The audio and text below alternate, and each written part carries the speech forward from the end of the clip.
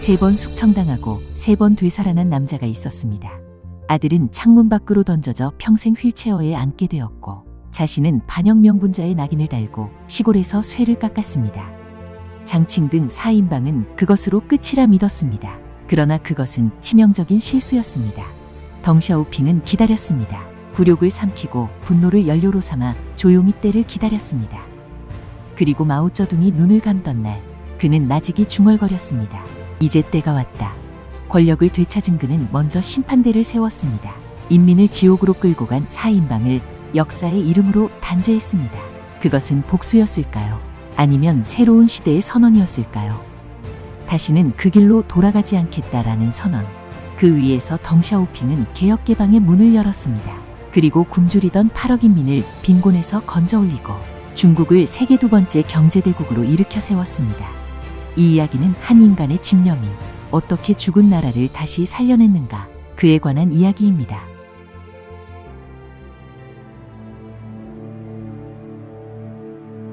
(1980년 11월 20일) 베이징의 특별군사법정이 열렸습니다. 전 세계의 카메라가 일제히 한 여인을 향해 렌즈를 들이댔습니다. 검은 머리에 낡은 인민복, 그 여인은 팔짱을 낀 채로 법정 전체를 노려보고 있었습니다. 두려워하지 않았습니다. 아니, 두려움을 모르는 것인지 아니면 두려워할 자격조차 이미 박탈당한 것인지 그녀는 재판관을 향해 짖었습니다. 방청석을 향해 짖었습니다. 그리고 역사 그 자체를 향해 짖어댔습니다. 나는 마오 주석의 개였다. 물라고 하면 물었다. 내게 죄가 있다면 그것은 오직 하나, 충성을 다했다는 것뿐이다. 그녀는 짖어댔습니다. 마지막으로 죽으림을 다해. 하지만 이 법정을 설계한 인물, 피고석을 배치하고 죄목을 확정하고 이 무대의 모든 각본을 써낸 단 한 사람. 그러나 그는 이 자리에 모습을 드러내지 않았습니다. 덩샤오핑, 그는 오지 않았습니다. 올 필요가 없었습니다. 복수는 이미 완성되어 있었으니까요.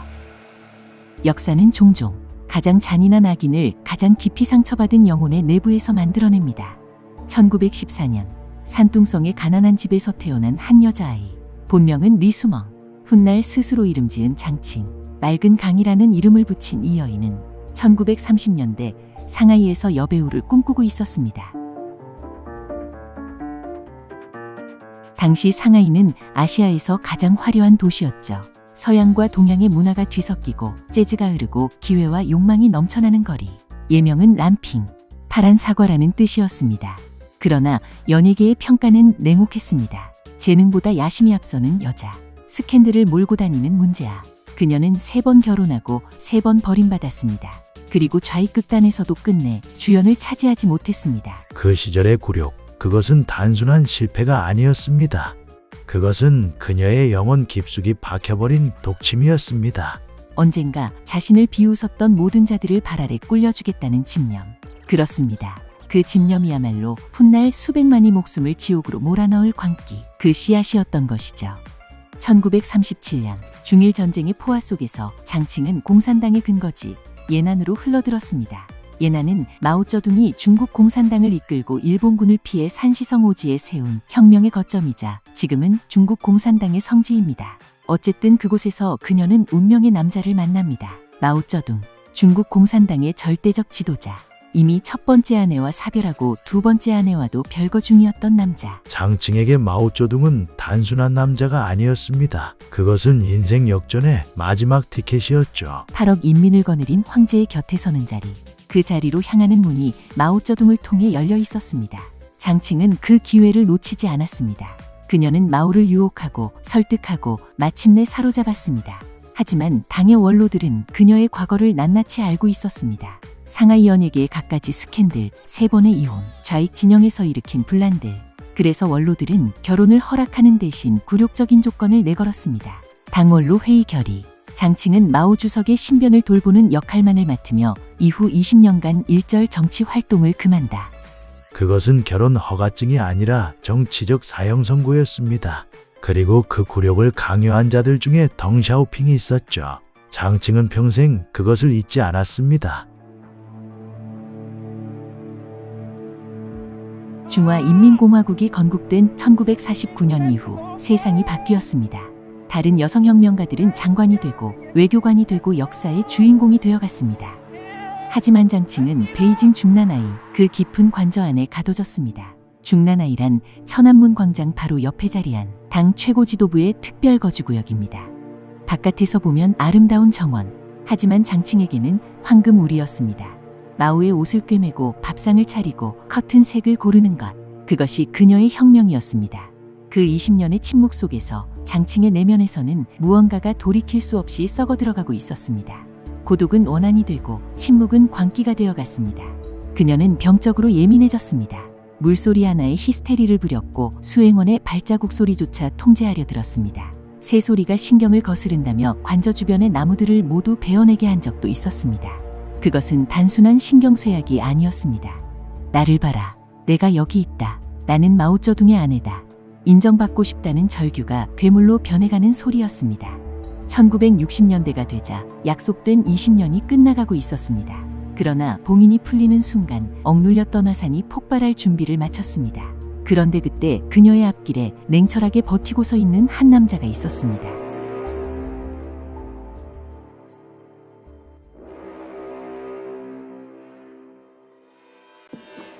덩샤오핑, 1904년 스촨성 광안에서 태어났습니다.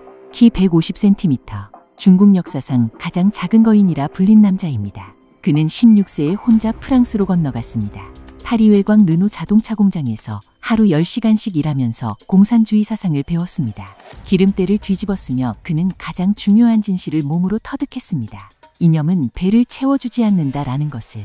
귀국 후에는 약 12,000km에 달하는 대장정에서 살아남았습니다. 대장정이란 국민당군에 포위된 공산당이 목숨을 걸고 감행한 대이동입니다. 수만 명의 동지가 쓰러지는 가운데 덩샤오핑은 살아남았습니다. 3번 숙청당하고 3번 복귀한 남자. 그것은 단순한 운이 아니었습니다. 살아남기 위해 자신을 철저히 단련한 자만이 가질 수 있는 강철의 의지였습니다.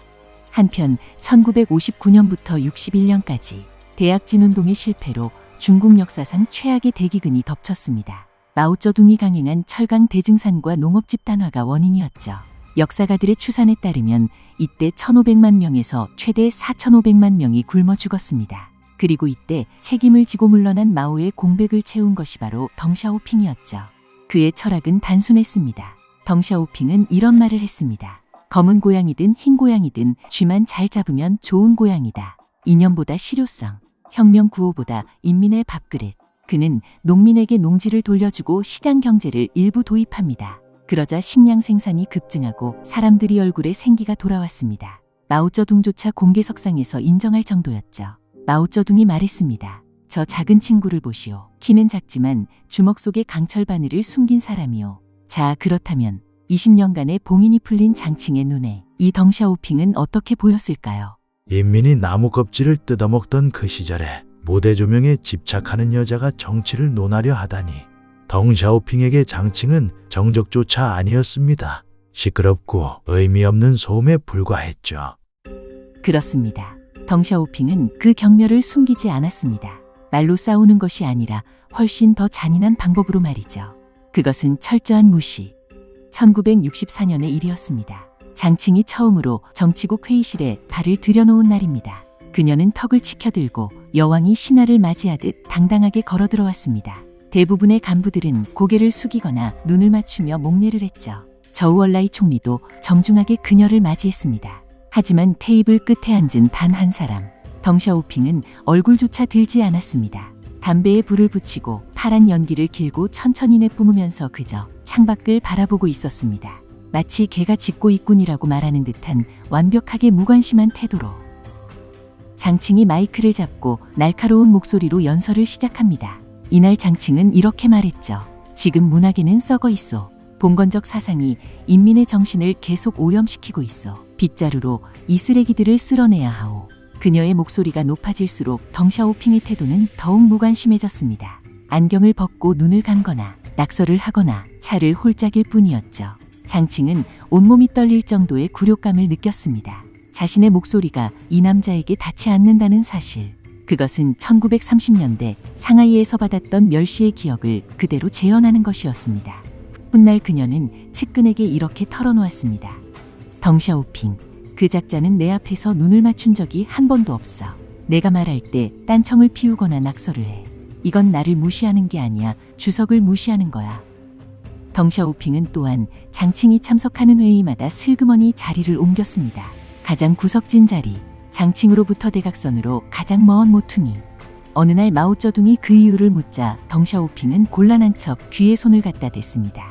주석님, 나이 탓인지 귀가 좀 어둡습니다. 앞자리에 앉으면 웅웅거리는 소리가 너무 크게 들려 머리가 아픕니다. 뒤에서 조용히 듣는 게 훨씬 편합니다. 장칭의 연설을 두통을 유발하는 웅웅거림으로 규정해버린 것이죠.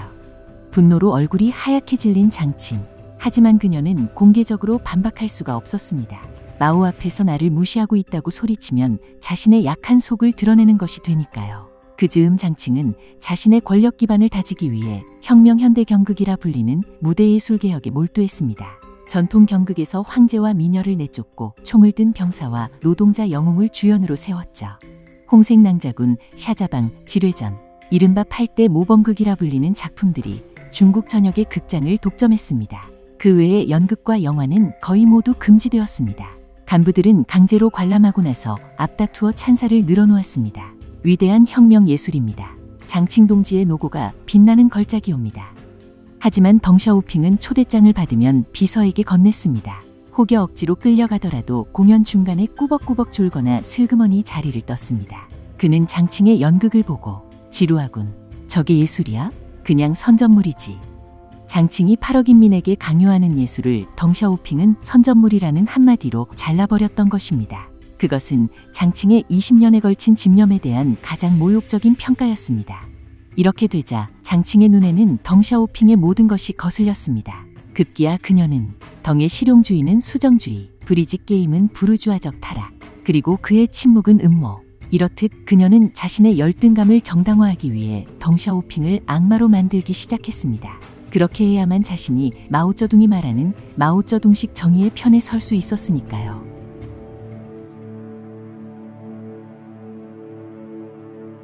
(1965년) 말 장칭은 몰래 상하이로 내려갔습니다. 그곳에서 문필가의 탈을 쓴 두 남자와 손을 잡습니다. 야오원이안과 장춘차오, 훗날 사인방의 핵심이 될 인물들입니다. 그들을 만난 장칭은 이렇게 말했죠. 붓을 들어라. 그리고 찔러라. 그 불길이 베이징으로 번질 때까지. 1966년 5월 16일 마오쩌둥이 문화대혁명을 공식 선언했습니다. 그리고 8월 18일 테난먼 광장에 100만 명의 홍위병을 모아놓고 이렇게 외쳤습니다. 조반유리, 반란에는 정의가 있다. 홍위병이란 마오쩌둥의 호소에 응한 10대부터 20대의 청년들로 구성된 급진적 운동 집단입니다. 혁명의 적으로 지목된 자는 누구든 거리로 끌려나와 비판받고 폭행당했습니다. 어제까지 스승이었던 교수가 제자들에게 구타당하고 평생을 혁명에 바친 원로들이 반동분자 팻말을 목에 걸고 거리를 끌려다녔습니다. 역사가들은 문화대혁명 10년 동안 직접적인 폭력으로 최소 50만, 최대 200만 명 이상이 사망한 것으로 추정합니다.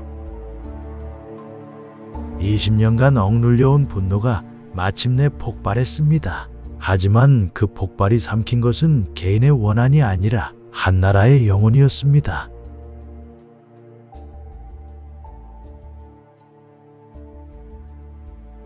그러나 덩샤오핑은 너무나 큰 인물이었습니다. 한 번에 쓰러뜨릴 수가 없었습니다. 그렇다면 어떻게 해야 하는가? 뱀처럼 교활한 장칭은 덩샤오핑의 가장 약한 부분을 찾아냈습니다. 그럼 그게 뭘까요? 바로 그의 가족입니다. 그의 심장을 도려낼 칼날. 그것은 그의 아들이었습니다. 덩푸팡, 1944년생, 덩샤오핑의 장남, 베이징 대학 물리학과 4학년, 핵물리학 전공. 그는 덩샤오핑의 총명함을 그대로 물려받은 수재로 아버지의 권력을 이용한 적도 정치에 관심을 가진 적도 없는 그저 물리학에 심취한 청년이었습니다. 기술로 조국에 기여하겠다는 순수한 꿈을 가진 24 청년이었죠. 하지만 장칭에게 덩푸팡은 인간이 아니었습니다. 덩샤오핑의 영혼을 파괴하기 위해 가장 먼저 부러뜨려야 할 인질, 그저 먹잇감에 불과했습니다. 베이징 대학을 장악한 홍위병 리더 네위안츠, 장칭의 충실한 앞잡이였습니다. 그녀는 장칭에게서 은밀한 지령을 받았습니다. 덩샤오핑의 입을 열게 하려면 그 아들을 족쳐야 한다. 그 늙은이가 피눈물을 흘리게 만들어라. 1968년 9월 수업 중이던 덩푸팡에게 홍위병들이 들이닥쳤습니다. 덩샤오핑의 새끼, 자본주의의 독초, 지금 당장 따라와. 영문도 모른 채 끌려가는 덩푸팡. 그가 끌려간 곳은 우붕, 지식인들을 가축처럼 가두던 임시 감옥이었습니다. 홍위 병들이 원하는 것은 단 하나였습니다. 덩샤오핑이 반역을 꾀했다고 자백해라. 내 아비의 죄를 내 입으로 폭로해라. 그러자 덩푸팡은 아버지는 평생 당과 인민을 위해 헌신하셨습니다. 저는 거짓말을 할 수 없습니다. 그러나 거절은 고문의 강도를 높이는 신호탄이었습니다. 두 팔을 등 뒤로 강제로 꺾어 올리고 머리가 바닥에 닿을 듯 숙인 채 몇 시간이고 버티게 하는 잔혹한 체벌. 근육이 찢어지는 듯한 극심한 고통 속에서도 덩푸팡은 입술을 깨물며 버텼습니다. 그러자 홍위병들은 더욱 잔인한 형벌을 고안했죠. 물리학도인 그를 방사성물질로 오염된 실험실에 가두었습니다. 눈에 보이지 않는 공포, 방사선이 세포를 파괴할 수 있다는 극도의 불안 속에 그를 방치한 것입니다. 잠을 재우지 않는 고문, 밤낮 없는 신문, 교대로 들어오는 홍위병들의 조롱이 이어졌습니다. 그리고 운명의 날이 왔습니다. 홍위병들은 덩푸팡을 건물 4층의 취조실로 끌고 갔습니다. 그리고는 오늘이 결판날이다. 자백서에 서명해라. 안 그러면 오늘이니 제삿날이다. 창문이 열려 있었습니다. 4층의 높이, 저 아래 까마득한 콘크리트 바닥. 그가 매질을 피하려 스스로 뛰어내린 것인지 홍위병들이 밀어버린 것인지 역사는 그 진실을 완전히 기록하지 못했습니다. 하지만 하나만은 명백합니다. 그를 그 벼랑 끝으로 내몬 것은 장칭의 손이었다는 것을. 24살 청년의 몸이 허공을 갈랐습니다. 척추가 박살났습니다. 하반신이 영구히 마비됐습니다. 그런데 일부 학생들이 그를 병원으로 데려갔지만 베이징 시내의 어느 병원도 문을 열어주지 않았습니다. 덩푸팡, 덩샤오핑의 아들, 안 됩니다. 반동분자는 치료할 수 없습니다. 히포크라테스 선서보다 장칭의 보복을 더 두려워했던 의사들. 그들에게 덩푸팡은 환자가 아니라 정치적 위험물이었습니다. 골든타임이 흘러가는 동안 덩푸팡은 차가운 수레 위에서 짐짝처럼 방치되었습니다. 결국 그는 베이징 외곽의 허름한 사회복지시설로, 아니 사실상 수용소로 보내졌습니다. 정신지체장애인들과 함께 썩은 집단 위에 처박혀 철사로 바구니를 엮으며 연명하는 신세가 되었습니다. 장래가 촉망받던 물리학도는 이제 배설조차 혼자 할 수 없는 중증장애인이 되어 있었습니다. 그것은 순수한 악이었습니다. 장칭은 보고를 받고 냉소했을 것입니다. 덩샤오핑에게 가장 잔인한 메시지를 전달했으니까요. 당신이 소중히 여기는 것이라면 무엇이든 내가 부러뜨릴 수 있다. 두고 봐라 라고 말이죠. 1969년 10월 소련과의 국경 분쟁을 구실로 마오쩌둥은 베이징 의원로들을 지방으로 내쫓았습니다. 덩샤오핑, 한때 중국 대륙에 군림했던 공산당의 총서기가 이제 65세의 노인이 되어 장시성에 폐가나 다름없는 건물로 쫓겨났습니다. 사람들은 그곳을 장군루라 불렀지만 실상은 폐가와 다름없었습니다. 수도는 자주 끊기고 창문으로는 찬바람이 들어오고 바닥은 냉기가 올라오는 시멘트. 다음 날 아침 7시 덩샤오핑은 짙은 청색 인민복을 입고 근처 트랙터 수리 공장으로 향했습니다. 그는 더 이상 부총리가 아니었습니다. 늙은 덩이라 불리는 일개 공장 노동자였습니다. 그는 금속 가공 작업을 자청했습니다. 슥슥슥 쇠줄이 금속을 깎아내는 단조로운 소리. 하지만 그 단순한 반복 작업 속에서 덩샤오핑은 무언가를 갈고 있었습니다. 쇠만이 아니라 자신의 내면에서 끓어오르는 분노와 조급함을 함께 갈아내고 있었습니다. 언젠가 장칭의 목덜미를 향해 겨눌 복수의 칼날을. 1970년 덩샤오핑의 끈질긴 탄원 끝에 반신불수가 된 아들이 그가 살고 있는 유배지로 보내져 왔습니다. 180cm가 넘던 건장한 청년은 이제 뼈와 가죽만 남아 있었습니다. 씻지 못한 악취등과 엉덩이에 주먹만한 욕창, 삶을 포기한 자의 텅 빈 눈동자. 어머니 조린이 아들을 끌어안고 그 자리에 주저앉아 통곡했습니다. 그러나 덩샤오핑은 울지 않았습니다. 그의 눈 깊숙이 깃들어 있던 것은 슬픔이 아니었습니다. 더 이상 단순한 원한이 아닌 강철처럼 굳어버린 복수의 의지가 타오르고 있었습니다. 물을 끓여라. 씻겨야겠다. 그날부터 덩샤오핑의 일과가 완전히 바뀌었습니다. 낮에는 공장 노동자, 밤에는 아들의 전담 간병인. 욕창을 막기 위해 2시간마다 아들의 무거운 몸을 뒤집어줘야 했습니다. 자명종도 없이 그는 본능적으로 2시간마다 눈을 떴습니다. 70세를 앞둔 나이에 허리는 끊어질 듯 아프고 다리는 후들거렸지만 덩샤오핑은 한 번도 힘들다고 말하지 않았습니다. 어느 날 밤 그는 아들의 등을 닦으면서 수술 자국과 흉터들을 바라보았습니다. 그것은 장칭이 이 미쳐버린 시대가 자신의 아들에게 새긴 낙인이었습니다. 덩샤오핑은 그 상처를 닦을 때마다 맹세하고 또 맹세했습니다. 이 상처를 절대 잊지 않겠다. 내 뼈가 가루가 되는 한이 있어도 너를 이렇게 만든 자들을 반드시 심판대에 세우겠다. 그것은 단순한 목욕이 아니었습니다. 아버지가 아들에게 바치는 속죄의 의식이며 복수의 제단에 올리는 처절한 기도였습니다. 매일 저녁 식사 후 덩샤오핑은 집 앞에 있는 길을 걸었습니다. 비가 오나 눈이 오나 바람이 부나 하루도 빠지지 않았습니다. 정해진 코스를 정확히 40바퀴. 감시 병사들은 노망든 노인이 심심풀이를 한다고 생각했을 것입니다. 하지만 그의 머릿속은 단 한순간도 멈추지 않고 돌아가고 있었습니다. 첫 번째 바퀴의 중국 정세를 분석하고, 두 번째 바퀴의 쌓인 반각자의 약점을 정리하고, 세 번째 바퀴의 마오쩌둥의 건강 상태를 추측하고, 10번째 바퀴의 자신의 컨디션을 점검했죠. 덩샤오핑은 훗날 당시를 이렇게 회상했습니다. 다리에 힘이 있는가? 심장은 튼튼한가? 아직 멀었다. 장칭보다 단 하루라도 더 살아야 한다. 이것이 덩샤오핑의 전략이었습니다. 단순하지만 무섭도록 냉철한 전략.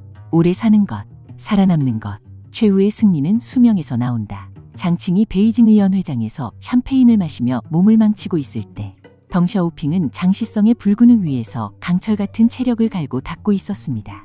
1969년부터 1973년까지 4년간 말이죠. 그 발자국들이 장시성의 붉은흙을 다지고 다져서 만들어낸 하나의 오솔길. 훗날 사람들은 이 길을 덩샤오핑의 오솔길이라 부르게 되었습니다. 그리고 이 길은 지금 관광명소가 되었습니다. 많은 사람들이 이 길을 걸으며 자신을 덩샤오핑에 빙의하고 있죠. 그것은 그가 밟은 땅이 아니었습니다. 인내라는 숫돌로 갈아 만든 복수의 칼날이었습니다.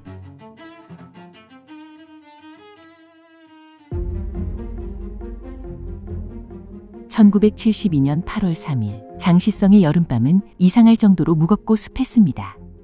덩샤오핑은 우통을 벗은 채 삐걱거리는 책상 앞에 앉았습니다. 붓을 손에 쥐었지만 종이 위에 좀처럼 붓끝을 내려놓지 못했습니다. 방 안에는 아들의 거친 숨소리와 창밖의 매미 소리만이 가득했습니다. 덩샤오핑은 먹물을 찍어 백지 위에 자신의 운명을 건 한 수를 두기 시작했습니다. 마오쩌둥에게 보내는 편지였죠. 그런데 실상은 자신의 정치적 신념과 평생의 자존심을 난도질에 바치는 항복문서였습니다. 주성님께 지난 저의 과오를 뼛속 깊이 반성합니다. 저는 부르주아 사상에 물든 죄인이며 주성님의 위대한 가르침에 충분히 따르지 못했습니다. 그리고 편지의 끝에 자신의 정치 생명의 사형 선고를 내리는 것이나 다름없는 결정적인 한 문장을 썼습니다. 저는 맹세합니다. 영원히 이 판결을 뒤집지 않겠습니다. 한때 중국의 총석이었던 남자가 살아남기 위해, 가족을 지키기 위해 가장 비굴한 언어로 목숨을 구걸하고 있었습니다. 하지만 덩샤오핑의 눈 깊숙이 깃들어 있던 것은 굴욕이 아니었습니다. 차갑고 확고한 계산의 불꽃이었습니다. 내가 비겁자가 되겠다. 거짓말쟁이가 되겠다. 자존심은 개나 줘버려라. 내가 다시 칼을 쥐는 날, 이 종이 쪼가리는 그냥 휴지가 된다. 그것은 단순한 편지가 아니었습니다. 적의 성문을 열기 위해 자신을 제물로 바친 트로이의 목마였습니다. 1972년 마오쩌둥은 고독했습니다. 후계자로 지목했던 린비아오가 쿠데타를 꾀하다 발각되어 도주 중 몽골 상공에서 비행기와 함께 추락사한 이후 마오는 급격히 쇠약해지고 심각한 우울증과 의심병에 시달리고 있었습니다. 이런 상황에서 저우얼라이가 조심스럽게 덩샤오핑의 편지를 마오에게 건넸습니다. 주성님, 덩샤오핑 동지가 깊이 반성하고 있다고 합니다. 다시 일하고 싶다고 합니다. 마오는 돋보기를 끼고 익숙한 필체를 천천히 읽어내려갔습니다. 40년을 함께한 전우, 대장정의 동지, 그리고 일을 할 줄 아는 남자. 마오쩌둥은 덩샤오핑이라 고집은 세지만 나쁜 사람은 아니지. 다시 한번 기회를 주는 것도 나쁘지 않겠어. 그러자 옆에 있던 장칭의 눈썹이 꿈틀거렸습니다. 그녀는 편지를 낚아채듯 읽으며 콧방귀를 뀌었습니다. 죽을 때가 됐으니까 꼬리를 치는 거잖아요. 이건 쇼예요. 주성님, 이 늙은이 말을 믿으세요? 장칭은 덩샤오핑을 증오하면서도 또 동시에 치명적일 만큼 얕잡아보고 있었습니다. 3년간 시골 공장에서 줄질이나 하던 노인. 아들은 장애인이 됐고 정치 기반은 무너진 퇴물. 장칭은 내심, 뭐 돌아오라지. 내 발밑에서 기어다니는 꼴을 보는 것도 재미있겠어. 어차피 내 손바닥 아니야.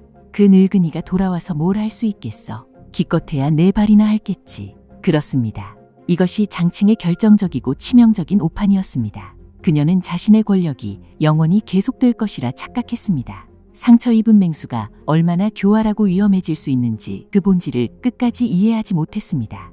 덩샤오핑을 우리에 가둔 것이 아니라 굶주린 늑대를 양떼 속으로 불러들이는 치명적인 실수를 저지른 것입니다. 그리고 그 오만함이야말로 덩샤오핑이 오랫동안 기다려온 바로 그 함정이었습니다.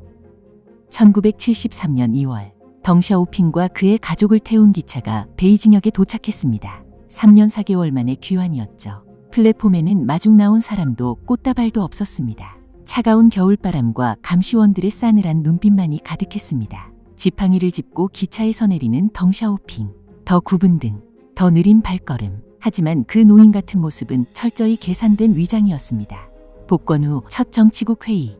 장칭이 상석에서 내려다보고 4인방 멤버들이 하이에나처럼 추리에 둘러앉아 있습니다. 장칭이 입을 열었습니다. 덩샤오핑 동지, 3년간 시골에서 많이 배우셨습니까? 아직도 자본주의 냄새가 나시는 것 같은데요. 모두가 숨을 죽이고 지켜보았습니다. 덩샤오핑이 천천히 고개를 들고 멍한 표정으로 귀에 손을 갖다 댔습니다. 뭐라고 하셨소? 귀가 어두워서 말이요. 아, 시골 공기가 좋았냐고요? 아주 좋았습니다. 노동이 최고더군요. 회의실에 웃음이 퍼졌습니다. 장칭은 어이없다는 표정으로 혀를 찼습니다. 하지만 덩샤오핑의 안경 너머 눈동자는 그 어느 때보다 차갑고 날카롭게 빛나고 있었습니다. 귀머거리 행세를 하면서 사인방의 말 한마디 한마디를 듣고 분석하고 기록했습니다. 그때 덩샤오핑은 자신의 심정을 자신의 빛을 감추고 어둠 속에 숨어 힘을 기른다 라는 뜻의 도광양회라고 설명했습니다. 이후 그는 조용히 행정실무를 자청했습니다. 장칭이 그런 자비리나 하라지라며 비웃는 사이 덩샤오핑은 전국의 철도국, 제철소, 군부대를 미친 듯이 돌아다녔습니다. 이때 덩샤오핑이 한 말은 이후 중국 미래의 청사진이 되죠. 혁명기차가 제때 달리지 않는데 무슨 혁명인가? 당장 기계를 돌려라 라는 말입니다. 장칭이 이념의 혁명을 설파하는 동안 덩샤오핑은 인민의 밥그릇을 채웠습니다. 민심은 조용히 하지만 돌이킬 수 없이 덩샤오핑 쪽으로 기울고 있었습니다. 1976년 중국의 하늘에는 기이한 징조들이 나타나기 시작했습니다. 지린성의 거대한 운석이 쏟아져 대지를 뒤흔들었고 7월 28일에는 탕산에서 규모 7.8의 대지진이 발생해 24만 명이 생매장되었습니다. 중국인들은 이것을 천붕지열, 즉 하늘이 무너지고 땅이 갈라지는 흉조라고 수군거렸죠. 용의 해였지만 그것은 축복의 금용이 아니라 피와 재앙을 몰고 오는 검은 용의 해였습니다. 그리고 이 불길한 기운의 중심에 권력의 정점에서 최후의 발악을 준비하는 장칭과 벼랑 끝으로 내몰린 덩샤오핑이 있었습니다. 그해 1월 중국의 영원한 총리이자 덩샤오핑의 유일한 정치적 방패였던 저우얼라이가 암투병 끝에 세상을 떠났습니다. 그러자 베이징의 공기는 슬픔을 넘어선 공포로 얼어붙었죠. 장안대로에는 수백만 명의 인민이 쏟아져 나와 통곡했습니다. 하지만 장칭은 그 눈물을 금지했습니다. 저우얼라이를 현대의 공자라 비난하며 장례를 축소시켰던 것입니다. 그것도 모자라 에도 기간에 붉은 스웨터를 입고 나타나 웃고 떠들었습니다. 그것은 죽은 자에 대한 모독이자 산자들에 대한 선전포고였죠. 덩샤오핑은 저우얼라이의 장례식에서 조사를 읽었습니다. 그런데 그것이 그의 마지막 공식 석상이 될 줄은 아무도 몰랐습니다. 형님, 부디 편히 가십시오. 남은 짐은 제가 지겠습니다. 하지만 저 마녀가 이제 내 목을 직접 조여올 것입니다. 1976년 4월 5일 청명절, 테난먼 광장의 시민들이 자연발생적으로 모여 저우얼라이를 추모했습니다. 꽃다발과 씨가 쌓이고 눈물이 흘렀습니다. 그것은 순수한 애도였죠. 하지만 장칭과 4인방은 이를 반혁명 폭동으로 규정하고 무력으로 진압했습니다. 그리고 이 사건의 배후로 덩샤오핑을 지목했죠. 마오쩌둥은 이미 병석에 누워 판단력이 흐려져 있었습니다. 그리고 이를 이용한 장칭의 끊임없는 세뇌에 마오쩌둥은 결국 서명하고 말았습니다. 이제 덩샤오핑은 다시 모든 권력을 박탈당했습니다. 10년 전 문화대혁명의 악몽이 그대로 재현된 것입니다. 하지만 이번은 상황이 훨씬 더 위태로웠습니다. 10년 전에는 지방 유배로 끝났지만 이번에는 장칭이 그의 목숨을 노리고 있었기 때문이죠. 덩샤오핑은 베이징 자택에 가택 연금되었습니다. 외부와의 연락은 완전히 차단되었고 무장병력이 24시간 감시했습니다. 아내 조린과 함께 좁은 방에 갇혀 언제 들이닥칠지 모르는 암살자들을 기다리는 처지가 된 것입니다. 그는 휠체어에 앉은 아들 덩푸팡을 생각했습니다. 내가 죽으면 저 아이는 누가 지키는가? 공포는 실체가 되어 목을 조여왔지만 덩샤오핑은 무너지지 않았습니다. 그는 감시병들의 눈을 피해 화장실 문을 틀어놓고 라디오를 들었습니다. 아내와 수신호로 대화하면서 바깥 세상의 동향을 살폈습니다. 그는 알고 있었습니다. 이것이 마지막 승부라는 것을.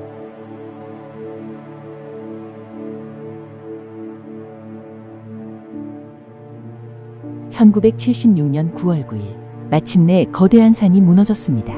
현대 중국의 황제 마오쩌둥이 사망한 것입니다. 8억 인민이 통곡했습니다. 하지만 중나라의 권력자들은 눈물을 흘릴 새가 없었습니다. 절대 권력자가 사라지자 서로 진공 상태를 차지하기 위해 늑대들이 이빨을 드러냈기 때문이죠. 장칭은 상복도 입기 전에 마오쩌둥의 비서실에 들이닥쳐 기밀 서류와 인장을 탈취하려 했습니다. 그녀는 자신이 마오의 뒤를 이어 당 주석이 되어야 한다고 믿어 의심치 않았습니다.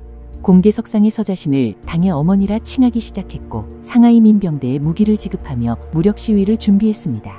내가 곧 법이다. 덩샤오핑을 끌어내어 처형하고 낡은 관료들을 모조리 쓸어버리겠다. 장칭은 살생부를 작성했습니다.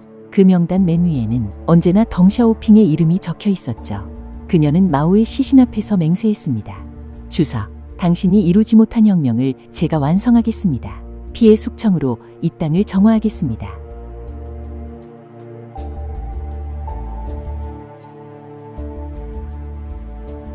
하지만 장칭은 자신의 등 뒤에서 칼을 갈고 있는 그림자들을 보지 못했습니다.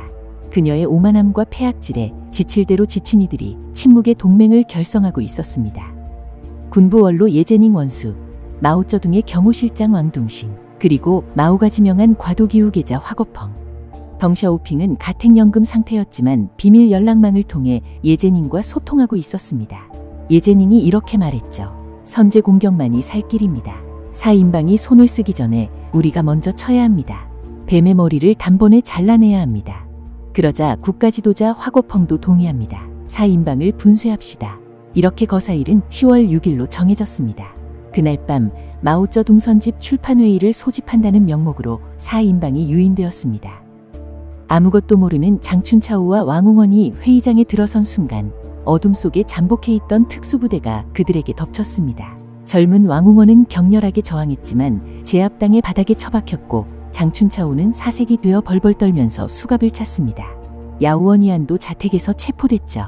모든 것이 전광석화처럼 피 한 방울 흘리지 않고 처리되었습니다. 남은 것은 단 한 사람, 붉은 여제 장칭뿐이었습니다. 같은 시각 장칭은 중나나이 자신의 방에서 비단 잠옷을 입고 소파에 앉아 서류를 검토하고 있었습니다. 기록에 따라서는 멜론을 먹으면서 서양 영화를 보고 있었다고도 합니다. 자신이 인민에게는 절대 금지시켰던 서양 영화를 말이죠. 그녀는 꿈에도 몰랐습니다. 자신의 세상이 이미 무너졌다는 것을.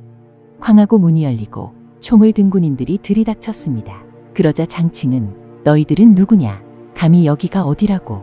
당장 나가라. 그러자 작전지휘관은 장칭 동지, 당 중앙의 결정에 의해 당신을 격리심사하기로 했습니다. 순순히 따르시오. 뭐 당 중앙? 내가 곧 당 중앙이다. 화고펑이 시켰느냐? 그 멍청이가 감히 나를. 그녀는 탁자 위 물건들을 집어던지며 화장실로 도망치려 했지만 군인들에게 끌려 나왔습니다.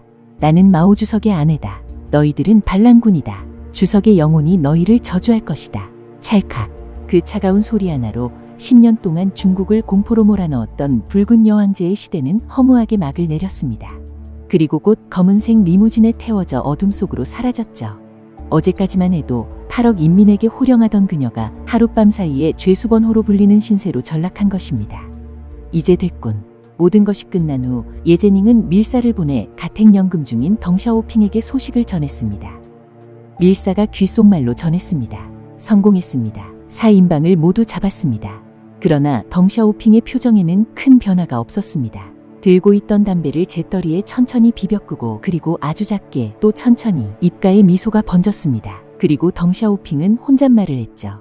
이제 됐군. 나는 20년은 더 살 수 있겠어. 라고 말입니다. 그 한마디에는 10년간의 한이 응축되어 있었습니다. 그것은 권력을 되찾았다는 기쁨, 그 이상이었습니다. 휠체어에 앉은 아들의 원수를 갚았다는 아버지의 안도감이었고, 자신을 죽음의 구렁텅이로 몰아넣었던 악마의 소나기에서 가족을 지켜냈다는 가장의 승리감이었습니다. 덩샤오핑은 옆방에 있는 아내와 아들에게 갔습니다. 여보, 푸팡아, 끝났다. 이제 다 끝났어. 아내 조리는 그 말을 듣자마자 다리가 풀려 주저앉아 통곡했습니다. 덩샤오핑은 말없이 아내의 어깨를 감싸 안았습니다. 다음 날 아침, 당의 공식 발표가 나오자 베이징은 축제 분위기로 변했습니다. 사람들이 거리로 쏟아져 나와 폭죽을 터뜨리고 술을 마시며 환호했습니다. 그 바람에 상점에는 술이 동이 났죠. 사람들은 손가락 4개를 펴보이며 서로 웃었습니다. 4인방이 지옥으로 떨어졌다. 라면서 말입니다.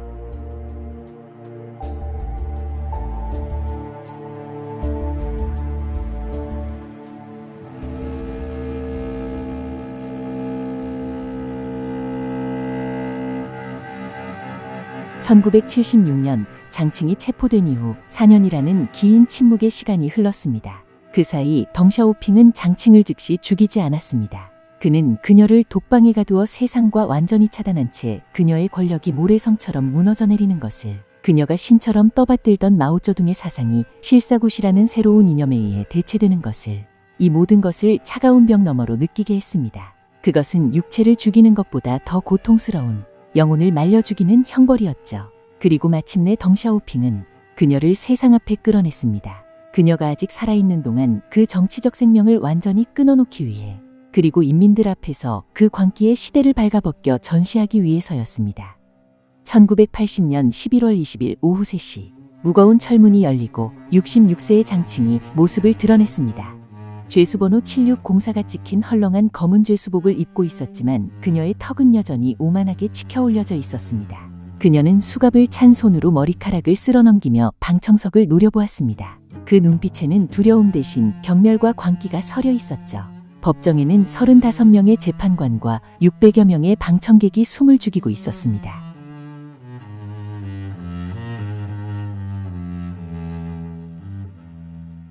장칭은 철제 난간 앞에 서서 재판장을 향해 희미한 미소를 지었습니다.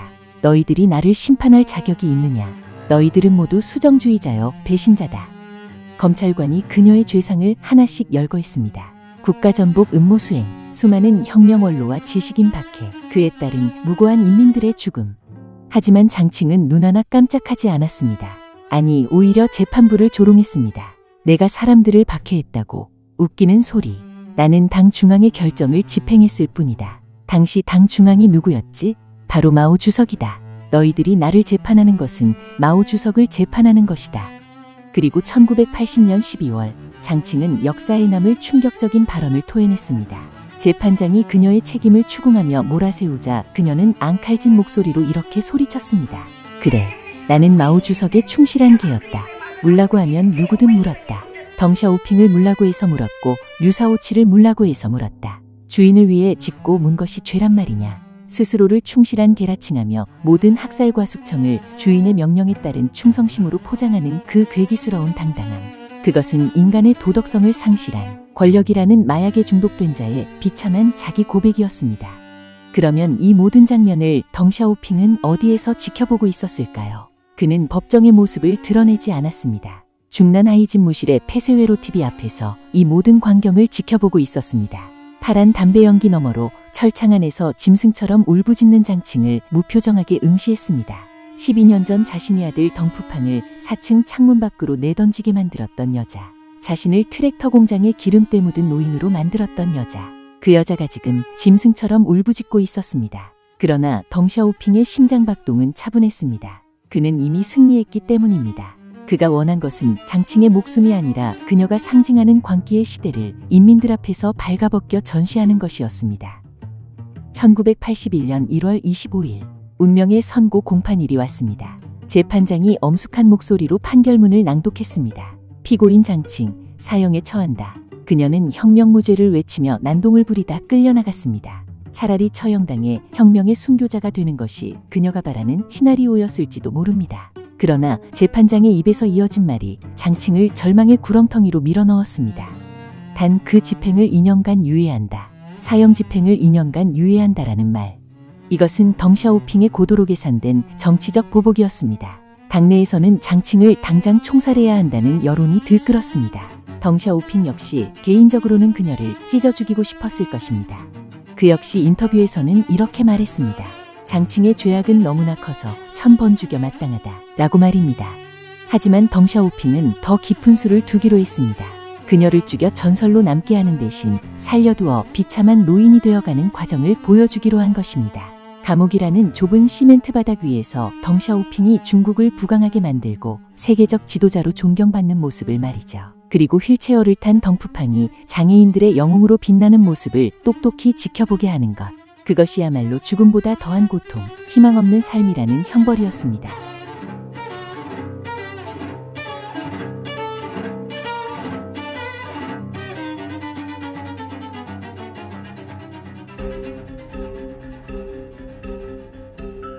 (1980년대) 중국은 덩샤오핑의 개혁개방 정책으로 눈부시게 변모해 갔습니다. 베이징에는 고층 빌딩이 들어서고 사람들은 청바지를 입고 팝송을 들었으며 시장에는 물건이 넘쳐났습니다. 장칭은 신문과 라디오로 이 소식을 들을 때마다 발작적인 분노를 터뜨렸죠.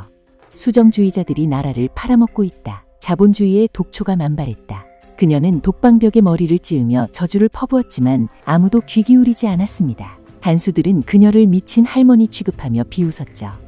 그녀가 만든 작품들, 써내려간 문장들, 외쳐온 사상, 그 모든 것이 쓰레기통에 처박혔습니다. 반면 덩샤오핑의 집안은 웃음꽃이 피었습니다. 덩푸팡은 1984년 중국 장애인 복지기금회를, 1988년에는 중국 장애인 연합회를 창설했습니다. 마오쩌둥 시대에선 쓸모없는 식충이 취급을 받던 장애인들이 처음으로 존엄한 인간으로 대우받게 된 것이죠. 2003년 덩푸팡은 그 공로를 인정받아 유엔 인권상을 수상했습니다. 중국인 최초였죠. 시상식장에서 휠체어를 타고 단상에 오른 덩푸팡의 모습이 전 세계에 생중계되었습니다. 덩푸팡은 이렇게 수상 소감을 밝혔습니다. 이 상은 저 개인의 것이 아니라 고통 속에서도 희망을 잃지 않은 모든 장애인의 것입니다. 그리고 이 상을 저를 포기하지 않고 지켜주신 아버지께 바칩니다. 그 순간 장칭이 그에게 가했던 폭력은 상처가 아니라 훈장이 되었습니다. 그녀가 덩푸팡을 4층에서 밀어버린 것은 그를 죽이기 위함이었지만 결과적으로는 그를 더 높은 곳으로 날아오르게 한 날개를 달아준 셈이 되었으니까요. 덩샤오핑은 텔레비전 앞에서 자랑스러운 아들의 모습을 바라보며 흐뭇한 미소를 지었습니다. 그 미소 뒤에는 말로 하지 않은 승리 선언이 담겨 있었습니다. 장칭, 네가 부러뜨린 내 아들이 이렇게 훌륭하게 자랐다.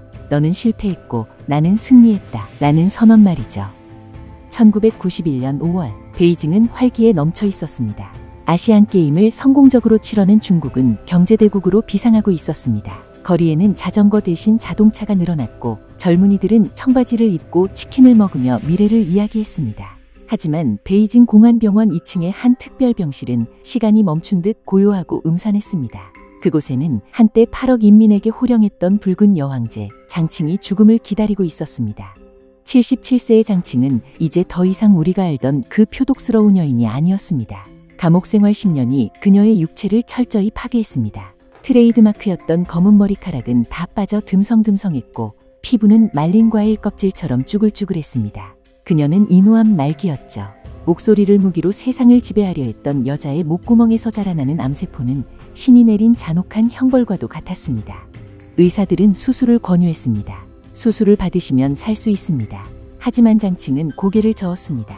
내 목에 칼을 대겠다고 덩샤오핑이 시켰느냐? 내 목소리를 영원히 빼앗으려고. 절대 안 돼. 나는 주석 곁으로 갈 때 온전한 몸으로 가겠다. 그녀는 치료를 거부했습니다. 덩샤오핑이 지배하는 세상에서 목숨을 구걸하는 것은 죽음보다 더한 수치였던 것입니다. 그녀는 매일 병상에 앉아 마오쩌둥 전집을 읽거나 창밖의 좁은 하늘을 바라보며 혼잣말을 중얼거렸습니다. 주석 보고 계십니까? 저 수정주의자 덩샤오핑이 나라를 망치고 있습니다. 그녀의 시간은 멈춰 있었습니다. 하지만 세상은 그녀를 비웃으며 빠르게 앞으로 나아가고 있었습니다.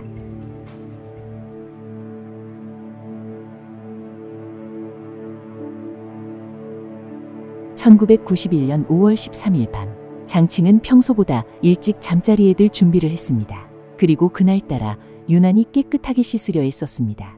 간호사가 건네준 수면제를 먹지 않고 몰래 혀 밑에 감췄습니다. 병실에 불이 꺼지고 복도에서 경비병의 발자국 소리가 멀어지자 그녀는 침대에서 일어났습니다.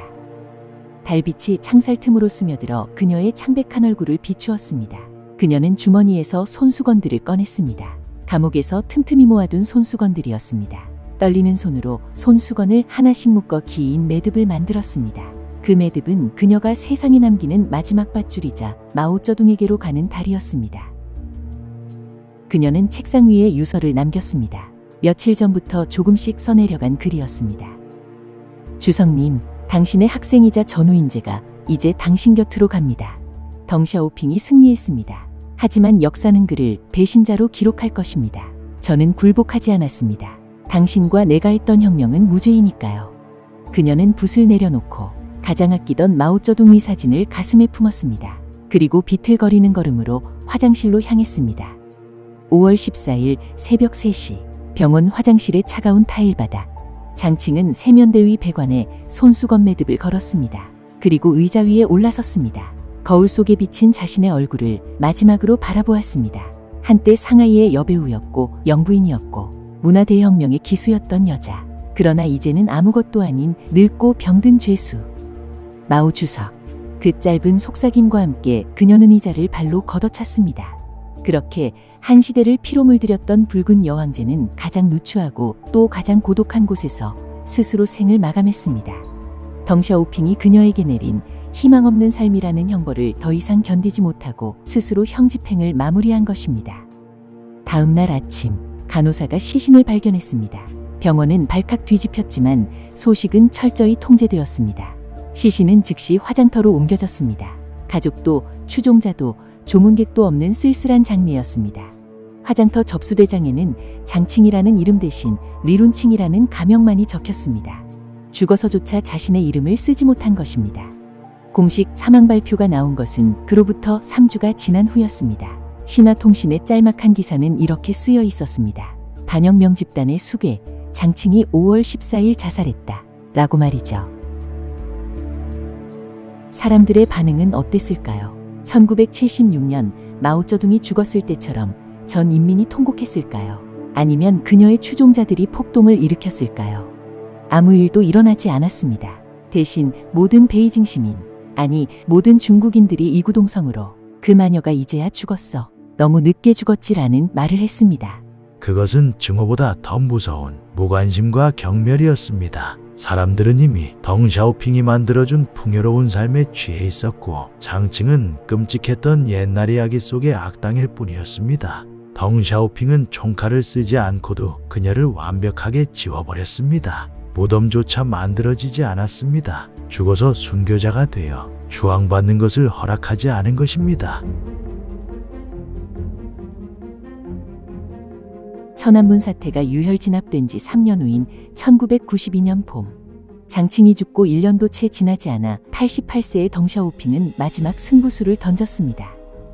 남순강화, 즉 자본주의에도 계획이 있고 사회주의에도 시장이 있다 라는 뜻으로 덩샤오핑은 태난문 사태 이후 불거진 이념 논쟁을 정면으로 반박하고 중단됐던 개혁 개방 정책을 다시 추진, 사형기업 대폭 육성, 400여 가지의 규제 완화 등 경제 개방 정책에 속도를 붙였습니다. 은퇴한 노인의 몸이었지만 이 한마디에 중국 전체가 다시 개혁의 가속 페달을 밟게 됐죠. 이후 덩샤오핑은 상하이 등 중점 육성 도시를 시찰하기 시작했습니다. 그리고 어느 날 상하이의 고층 빌딩 숲을 바라보는 덩샤오핑의 눈가가 촉촉하게 젖었습니다. 그리고 바람이 그의 백발을 날리고 있었죠. 그때 그의 곁에는 휠체어를 탄 아들 덩푸팡이 함께하고 있었습니다. 아버지 보십시오. 아버지가 만드신 세상입니다. 덩샤오핑은 아들의 손을 잡았습니다. 그 손은 여전히 거칠었지만 따뜻했습니다. 푸팡아, 나는 평생 많은 적과 싸웠다. 장칭과 사인방, 소련, 가난 그리고 낡은 사상. 하지만 내가 싸운 진짜 이유는 권력이 아니었다. 바로 너희들이 살아갈 세상을 위해서였다. 가난 때문에 굶지 않고 광기 때문에 다리가 부러지지 않는 그런 보통의 삶을 돌려주기 위해서였다. 덩샤오핑은 알고 있었습니다. 자신의 복수가 완성되었음을. 그는 장칭을 총살하지 않았습니다. 그 대신 그는 장칭이 부정했던 시장 경제로 인민들을 부유하게 만들었습니다. 장칭이 짓밟았던 인본주의로 아들을 세계적인 영웅으로 만들었습니다. 장칭은 감옥 화장실에서 비참하게 목을 맸지만 자신은 가족들에 둘러싸여 존경받으며 이 번영을 누렸습니다. 적보다 오래 사는 것, 적보다 잘 사는 것, 그리고 적이 망가뜨린 것을 보란듯이 고쳐놓는 것. 이것이야말로 덩샤오핑이 보여준 복수의 미학이었습니다. 1997년 2월 19일 덩샤오핑은 93세를 일기로 눈을 감았습니다. 유언에 따라 유해는 화장되어 바다에 뿌려졌습니다. 무덤조차 남기지 않은 그의 소탈함은 죽어서도 자신의 이름을 새기지 못한 장칭의 비참함과 묘한 대조를 이루며 역사에 긴 여운을 남겼습니다. 지금도 장시성 신젠이라는 마을에는 덩샤오핑이 걷던 오솔길이 남아 있습니다. 관광객들이 그 길을 걷습니다. 아무것도 모르고 그저 걷습니다. 하지만 그 길 아래 붉은 황토에는 한 아버지의 분노와 인내와 사랑이 발자국처럼 영원히 새겨져 있습니다. 역사는 종종 가장 위대한 복수를 가장 조용한 인내로 완성합니다. 그리고 가장 잔인한 악은 자신이 만들어낸 세상 속에서 스스로 소멸해갑니다. 장칭은 혁명 무죄를 외치며 죽었지만 역사는 그렇게 기록하지 않았습니다. 시청해 주셔서 감사합니다.